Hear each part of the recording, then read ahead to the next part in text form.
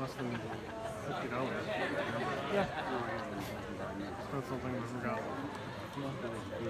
But now you know what. The price is right. Ladies and gentlemen, it is 2:45. I am Churchyard O'Shea, and I am pleased to welcome all of you to the 2:45 Filthy Irish Stories, and that's why you have come to this place. Please let me know I'm in the right place by making an ungodly din right now. I know there's a few of you waiting to see what the other one's done so you find out what the fucking din is. Now, by show of your hands, who here has had the poor taste and bad judgment to listen to me tell stories before? Ah, welcome back. Who's never heard me tell those stories? Raise your hands, new people. The reason I ask if you've seen it before is I just want to make sure that everybody who's here is here entirely and only on purpose. This isn't a general interest show. This is a specialty act, because it's really astonishingly, gobsmackingly vulgar. It is not suggestive. It is not gaudy. It is not risque. I will not dazzle any of you with double entendre. This show is sopping over with crystal clear, high octane, single entendre. Simply put, Filthy Irish Stories is butt arse nasty.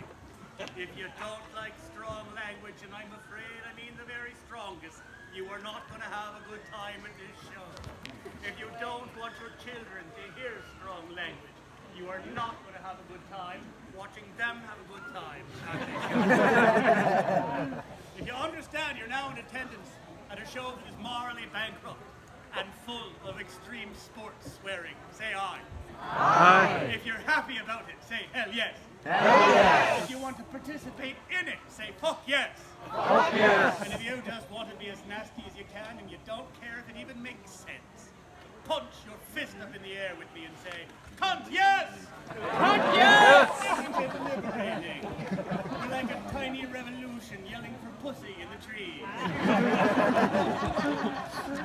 And I'm pleased to see that you didn't pick up stakes and move the circus out of town when I dropped the C word on you. I know that you don't use it as much here as we do in Ireland. Perhaps you can be forgiven for it because of the tremendously bad weather that we get over there. Now, I ain't going to try to swing dicks with none of you people about the winters you get. It's clear to even a casual observer that the baby Jesus hates each and every last one of you. About the middle of November till the end of fucking May. But you get paid back for it. Ask me, how's that? How's that? Look up. No Irishman expects to see a sky that blue or a sun that bright for more than 2-3 days in a row unless they die, and only if they go to church regular. We get miserable fucking bog rain that'll fall on you day after day after day. It's enough to drive you to drink. And if you're too young to drink, you'll masturbate for comfort. And if you're too young for that, you'll just sit down and cry.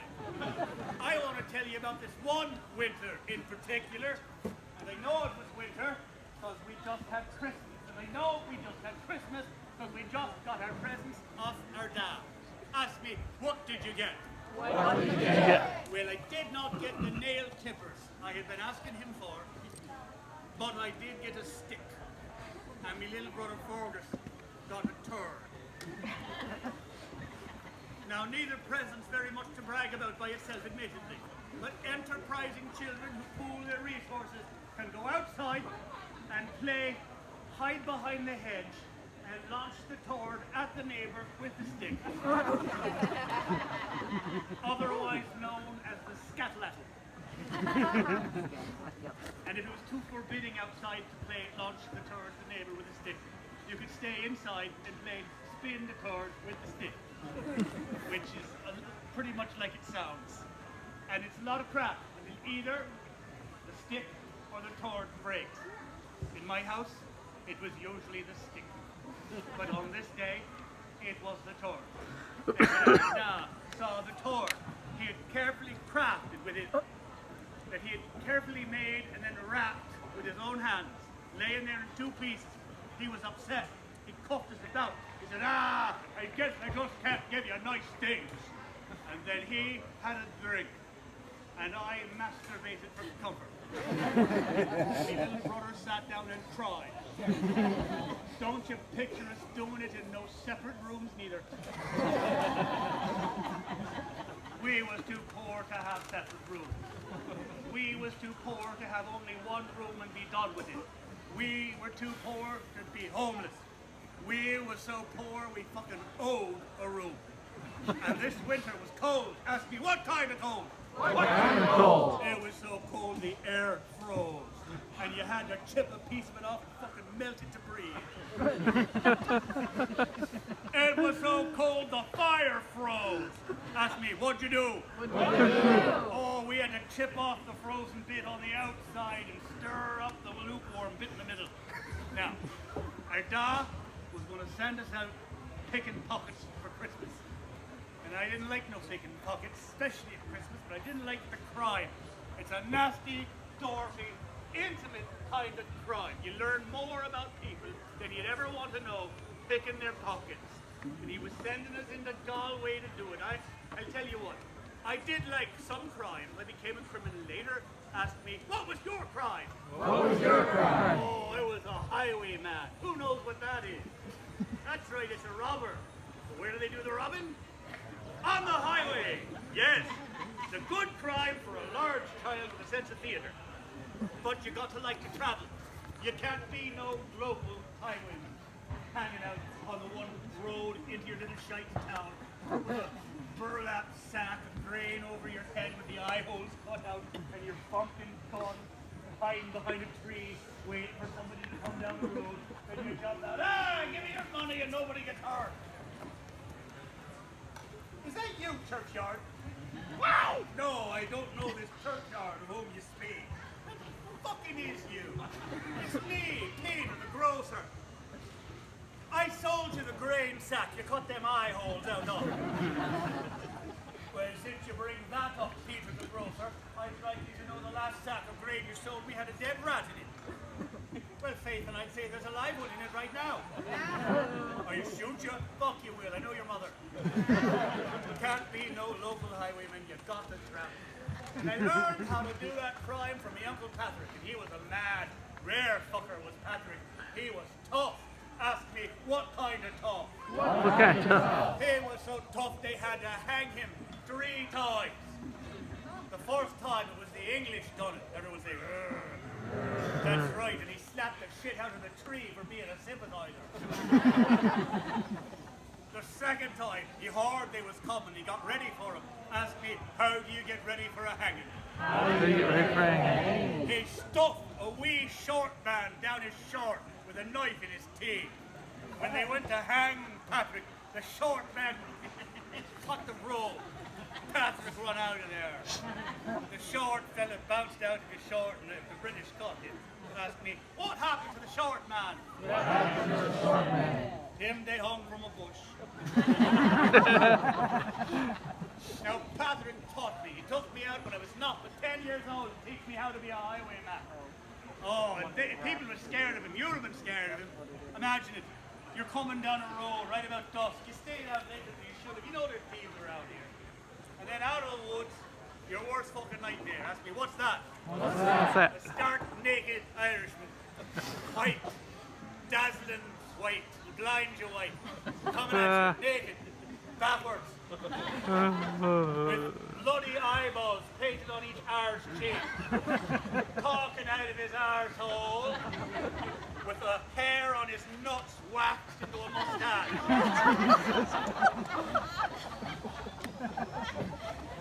Aiming a gun up under his nuts, that's it. And you better believe people paid him too. First time he took me robbing with him, he saw a bunch of geezers coming down the road, he leapt at them and yelled, everyone give me your best war cry. Ah! And he shot me, bang, just to show them he meant business. No, but that was later. This particular day, we was going to have to pick pockets.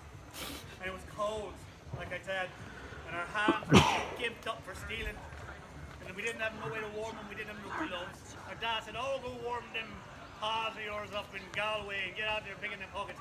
I want you each to come home with 3 shillings today. You get, you know what. So we went out there. And wouldn't nobody let us warm our hands by their fire? Asked me, why not? Why not? Because we looked exactly like the desperate little bog children that we were, with our noses running freely into our open mouths, and a little parade of headlights singing and dancing on our foreheads. Asked me, why was them lice dancing? Why was them lights dancing? They was the only ones in the family fucking eating regular. Our hands was too cold for stealing, so we were forced to fart on each other's hands to try to warm them up. Don't pretend you never tried to fart on your hands to make them warm. Farting on your hands for warmth is like sleeping with Sinead O'Shaughnessy. Ask me, how's that? How's that? Feels pretty good, but was it worth it? We couldn't warm them up by farting, so we had to take desperate measures. Ask me, what measures? What measures? We was forced to put our hands up each other's arseholes to warm our fingers up. Now do you understand why I was asking me da for a nail clippers?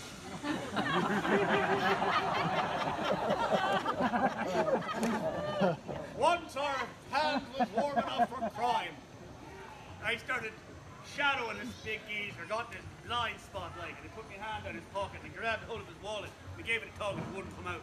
And I gave it a tug and it wouldn't come out. And I tugged it one more time and he said, child, why do you have hold of my Mickey? And I said, I'm sorry, sir. I thought it was something else. He said, you look old enough to know a grown man's Mickey from something else. I said, I'm sorry, sir. I thought it was money. He said, Faith, and if it was money, my wife wouldn't ignore it so. I said, I'm sorry, sir. My hand was cold. He said, child, I am literally the last person on the island you need to inform as to the temperature of your hand.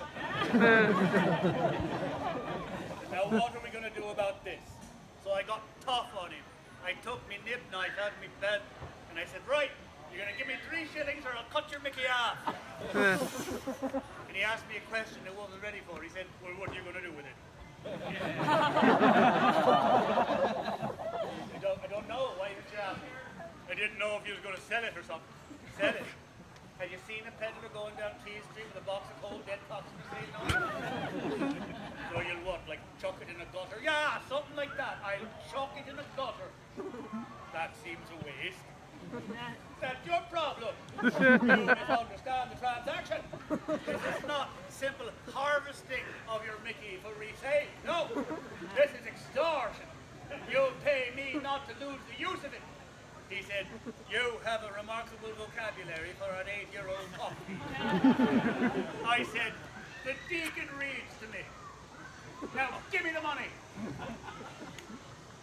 He said, I'll give you 1 shilling. I said, no, not enough. 1 shilling, I still got to cut a nut off you.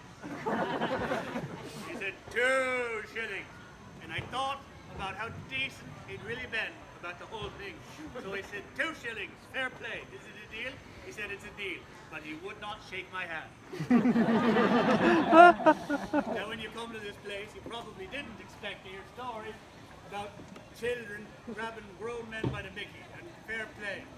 But I didn't want you having no artificially elevated expectations about what you were going to hear when you hear an Irish tale or fable.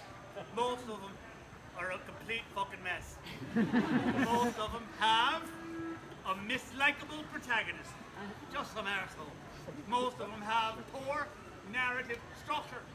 Most of them rely on Deus ex machina. That's right. You think you're getting somewhere, then they're about to wrap it up, then they introduce a deity or a talking fucking animal you got another half an hour to listen to. And you're not going to learn nothing. And they ain't going to put no nice bow on it. And the only way you'll even know the story is over is when the fucker telling you stops talking. And if you're very lucky that day, they might give you what is known in storytelling parlance as the knowing look. And the knowing look looks like this.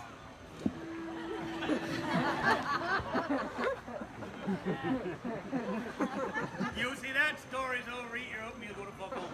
Now, just to show you how horrible these things were. And I'll tell you, I heard most of these stories from my own grandmother.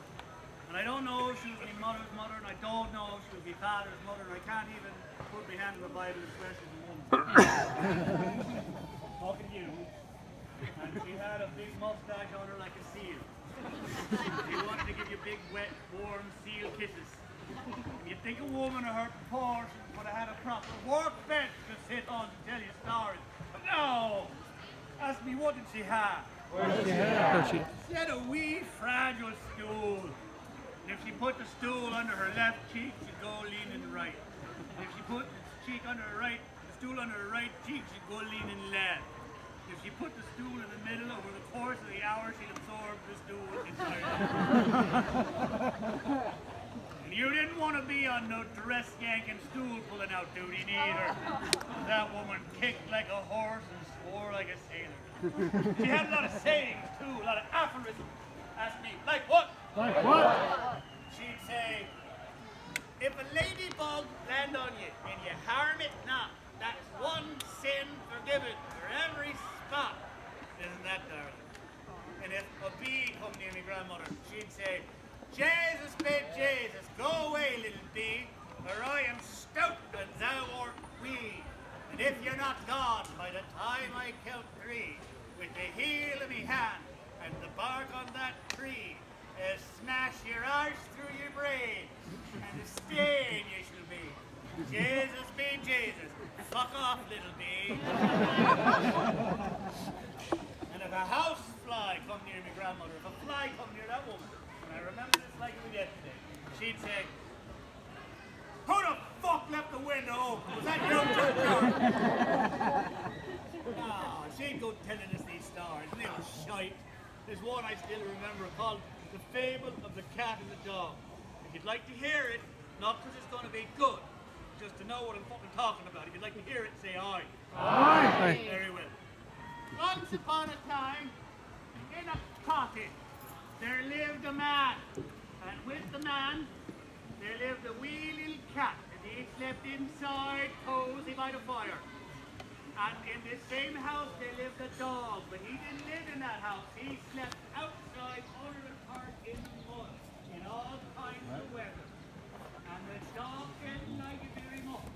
He gave complaint to the man. He said, man, why is it that I, who am loyal and love you and will defend your life against the wolf, why do I have to sleep out in the mud, getting chilblains, getting cold, getting skinny out here in the mud? And that fucking cat, who doesn't love you enough to pluck a whisker out to save your throat and cut it.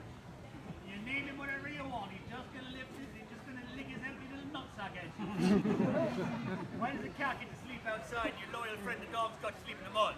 The man said, dog, you make a good case for yourself. I see I ain't been treating you right. We'll sort it out, and we'll sort it out in your favor. Here's how we'll put it to the wee cat. We'll say we're gonna have a race. That's right.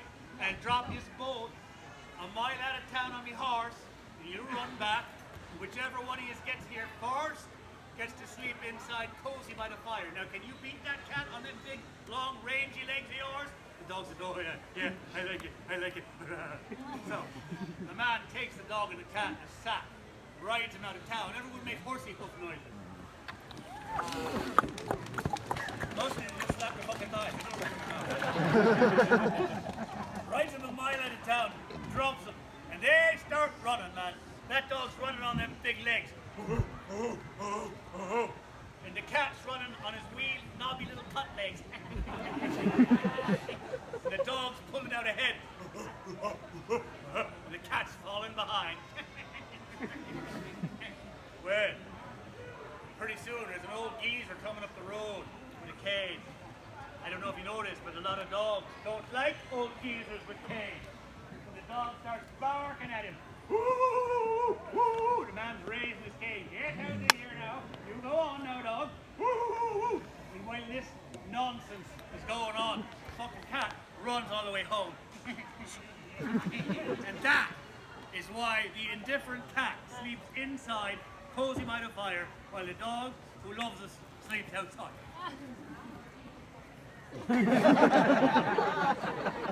Good, don't clap for that, it's shite. You don't want to hear that shit. It's horrible, it's fucking horrible. Just to show you how disposable these things are, I am prepared to invent and create a brand new tale or fable, improvisationally, using suggestions you make. If you'd like to hear that exercise, say aye. Aye. Very well. I think since we just done a fable with animals, we'll do a tale. Tales are more urban. Tales are set during the Middle Ages. That's prime time for storytelling in the Middle Ages. Ask me, why is that? Why is that? There's fuck all else to do. Everyone chat like monks for a moment.